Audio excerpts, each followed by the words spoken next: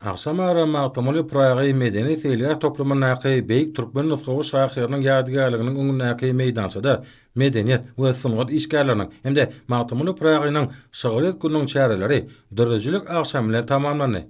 Bu ýer medeniýet işgärleriniň duguşlyklarynyň gurulýan ýerine gürli.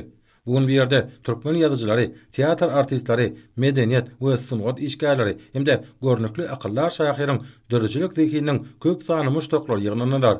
Sungaty hemde magtymly Pragynyň edebi mirasyny öwrenjiler, beýik şahyry çeper beýan etmeň halka ýakyn görnüşlerini ulanmak we öz döwrüniň öňdewarjy pikirlerini öňe sürmek arkaly şahyry dünýäsini baýlaşdyryp, dörejlik elemine täze sahypany açanlygyny bellediler.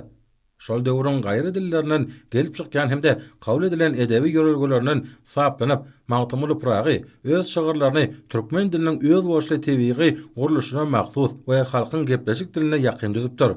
On goşgulary halk dörejliginiň ruhuna, çeperçiligine çuňur aralaşýa.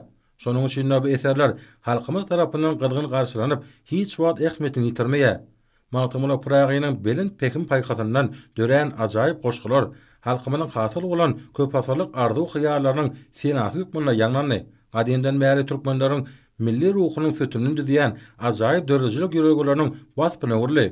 Beýik akyllaryň eserleri ýurdumynyň her bir raýatynyň mehriban halkymyza, ezi diýarymyza, berqara döwletimizde bolan söýgüsini joşdurýar. Bu eserler nesillerimizde ýokary ahlaklygy terbiýelemäge, olaryň bilimli, hünärli, iýil ýurt we bütün adamlar üçin haýyrly işler amala asyrmaga münasip ýaşlar bolup ýetişmegine ýardam berýär.